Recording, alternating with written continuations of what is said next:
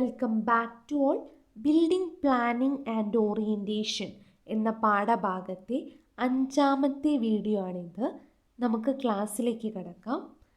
ആദ്യമായി എന്താണ് ഓറിയൻറ്റേഷൻ എന്നാണ് പരിചയപ്പെടാൻ പോകുന്നത്. പ്രകൃതിയിൽ നിന്നും സൂര്യനിൽ നിന്നും എയറിൽ നിന്നൊക്കെ പരമാവധി ബെനിഫിറ്റ് ലഭിക്കുന്ന രീതിയിൽ ഒരു ബിൽഡിങ്ങിനെ അറേഞ്ച് ചെയ്യുന്നതിനെയാണ് ഓറിയൻറ്റേഷൻ എന്ന് പറയുന്നത്. ഈ ടേം വളരെ ഇമ്പോർട്ടൻ്റ് ആണ്.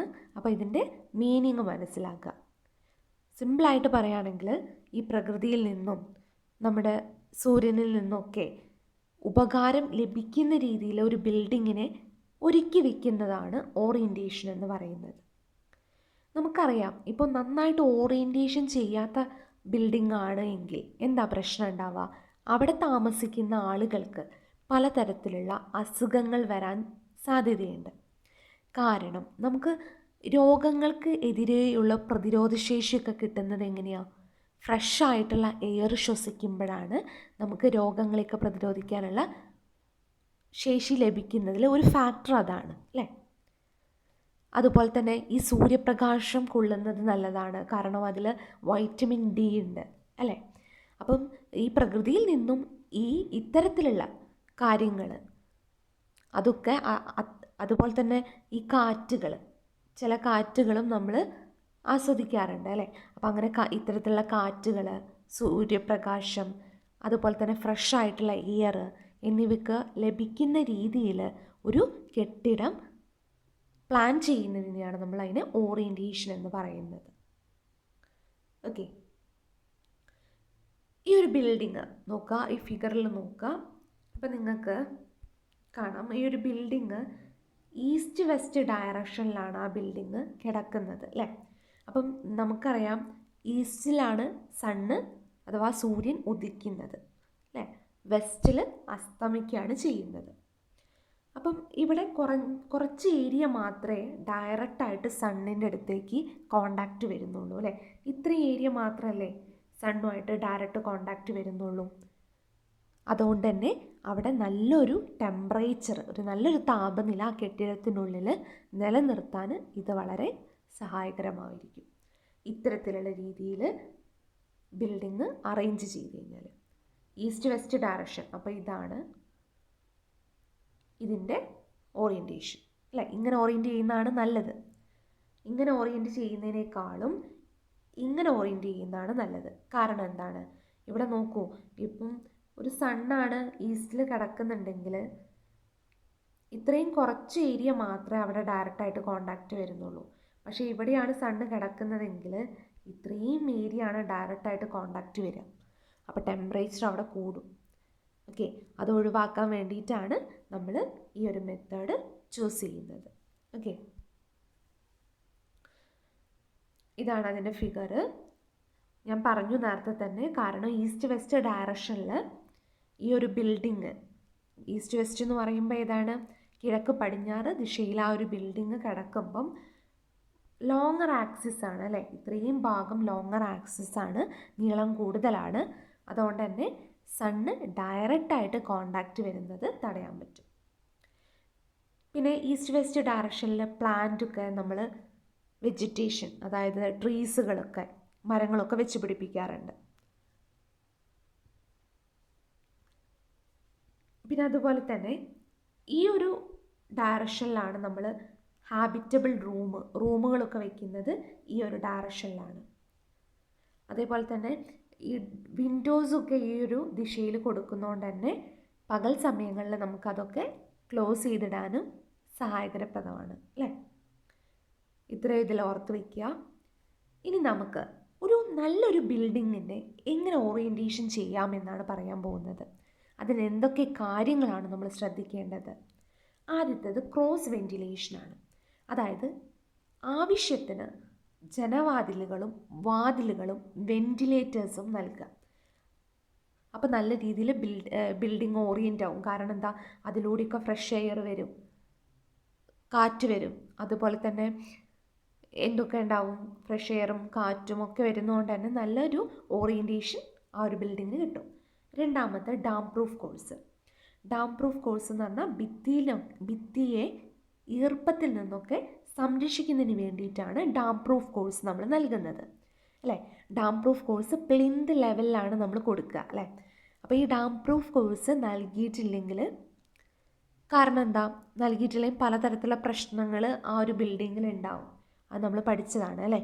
അപ്പം നല്ലൊരു ബിൽഡിംഗ് ഓറിയൻറ്റ് ചെയ്യുമ്പോൾ നമ്മൾ ഡാം പ്രൂഫ് കോഴ്സ് നൽകിയിരിക്കണം. അടുത്തത് പ്ലേസിംഗ് ഓഫ് വാൾ.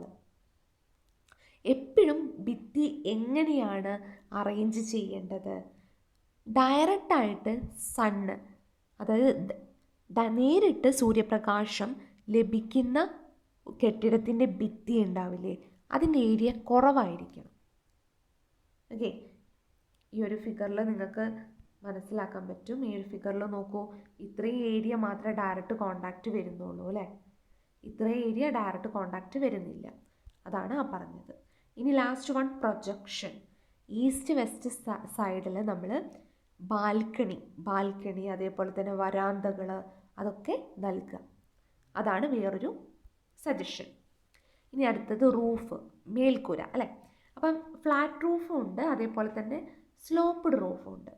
അപ്പോൾ സ്ലോപ്പ്ഡ് റൂഫാണെങ്കിൽ നമ്മൾ റൂഫ് പഠിക്കുമ്പോൾ പറഞ്ഞിട്ടുണ്ടായിരുന്നു അല്ലേ.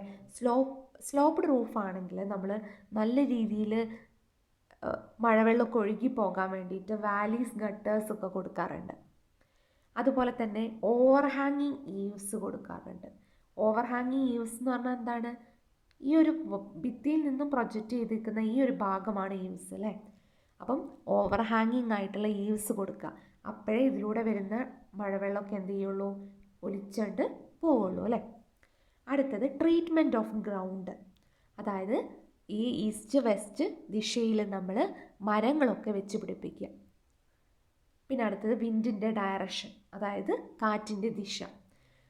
നല്ല കാറ്റുകൾ നമ്മൾ ബിൽഡിങ്ങിനുള്ളിലേക്ക് കടക്കുന്നത് നല്ലതാണ് അല്ലേ. അതൊരു പരമാവധി വരെ അവിടെ കഴിയുന്ന ആളുകൾക്ക് എൻജോയ്മെൻറ്റ് നൽകാറുണ്ട്. അപ്പം അത്തരത്തിലൊരു ബിൽഡിങ് ഓറിയൻറ്റ് ചെയ്യണം. ഇനി ഇതുവരെ നമ്മളിപ്പം ബിൽഡിങ്ങിൻ്റെ ഓറിയൻറ്റേഷനാണ് പറഞ്ഞിട്ടുള്ളത്. ഇനി എങ്ങനെ ഒരു റൂമിനെ പ്ലാനിങ് ചെയ്യാം എന്നാണ് നോക്കാൻ പോകുന്നത്. അതിലാദ്യം ബെഡ്റൂമാണ് പറയാനുള്ളത്. ഇത് വളരെ ജസ്റ്റ് ഒന്ന് മനസ്സിലാക്കേണ്ട കാര്യം മാത്രമേ ഉള്ളൂ. അതായത് നമ്മൾ ബെഡ്റൂമിന് എന്തുണ്ടായിരിക്കണം, ആവശ്യത്തിനുള്ള സൈസ് ഉണ്ടായിരിക്കണം, വലുപ്പം ഉണ്ടായിരിക്കണം. കാരണം അതിൽ ഫർണിച്ചർ ഉൾക്കൊള്ളണം. അതുപോലെ തന്നെ അവിടെ താമസിക്കുന്ന ആ റൂമിൽ ഉപയോഗിക്കുന്ന ആളുകൾക്ക് എന്ത് ചെയ്യണം, മൂവ്മെൻറ്റൊക്കെ നടത്താനുള്ള സ്ഥലം അവിടെ ആവശ്യമായിരിക്കണം. പിന്നെ മാത്രമല്ല ഒരു ബെഡ്റൂം ആവശ്യത്തിന് പ്രൈവസി നൽകണം. അതാണ് ഏറ്റവും ഇമ്പോർട്ടൻ്റ് ആയിട്ടുള്ള ഫാക്ടർ. ഇനി ബാത്ത് ആൻഡ് വാട്ടർ ക്ലോസറ്റ്. ഇപ്പം ബാത്തും വാട്ടർ ക്ലോസറ്റും ഇതിനൊക്കെ ഏരിയൊക്കെ നമുക്ക് പഠിക്കാനുണ്ട്. അത് ബിൽഡിംഗ് ബൈലോസ് എന്നൊരു സെക്ഷനിലാണ് പറയാനുള്ളത്. അപ്പോൾ അതിന് മുന്നോടിയായിട്ട് ജസ്റ്റ് നിങ്ങളെ ഇതൊന്ന് പരിചയപ്പെടുത്താമെന്ന് മാത്രമേ ഉള്ളൂ.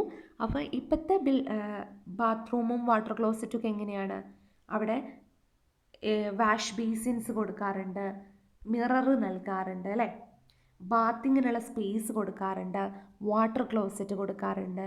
അതൊക്കെയാണ് നമ്മൾ ബാത്ത് ആൻഡ് വാട്ടർ ക്ലോസറ്റിൽ ഇപ്പം നൽകി വരാറുള്ളത്. ഇനി അടുത്തത് ഡ്രോയിങ് റൂം. അതിഥികളെ സ്വീകരിക്കുന്ന റൂമാണ് ഡ്രോയിങ് റൂം എന്ന് പറയുന്നത്. പക്ഷേ അത് പല സമയത്തും മറ്റുള്ള ആവശ്യങ്ങൾക്ക് വേണ്ടിയിട്ടും അത് ഉപയോഗിക്കാറുണ്ട്. എന്തിനൊക്കെയാണ്?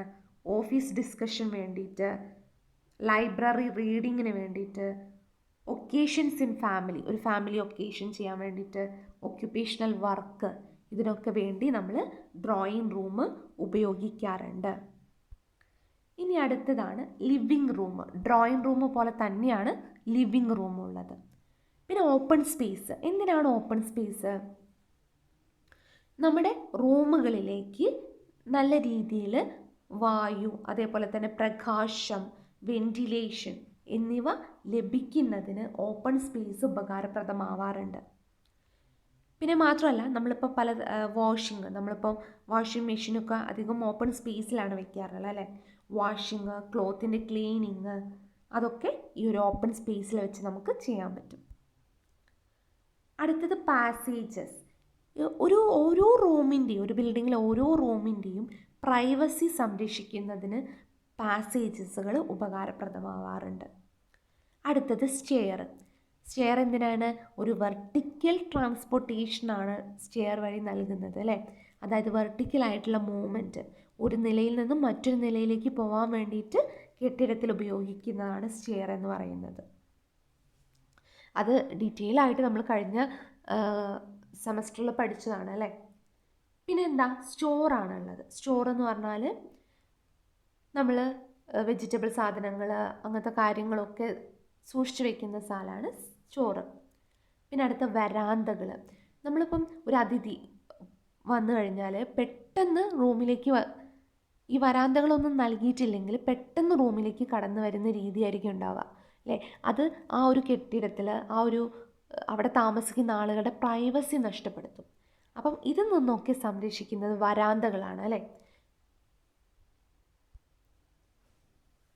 ഇനി നമുക്ക് function and responsibility while planning ചെയ്യുമ്പം എന്തൊക്കെയാണ് അതിൻ്റെ ധർമ്മങ്ങൾ എന്ന് നോക്കാം. അതായത് ആദ്യത്തെ സെലക്ഷൻ ഓഫ് പ്രോപ്പർ സൈസ്. അതായത് നമ്മൾ ഈ ബിൽഡിങ് നിർമ്മിക്കുന്ന പ്ലോട്ട് അതിൻ്റെ സൈസും അതുപോലെ തന്നെ അതിൻ്റെ ചെരിവും ഒക്കെ നമ്മൾ നോക്കേണ്ടതുണ്ട്. രണ്ടാമത്തേത് width and type off road in frontage. എന്താണ് ഫ്രണ്ടേജ് എന്ന് നമ്മൾ ബിൽഡിംഗ് ബൈലോസിൽ പറയും. അപ്പം ജസ്റ്റ് ഒരു ഐഡിയ ഞാനിപ്പോൾ പറഞ്ഞുതരാം.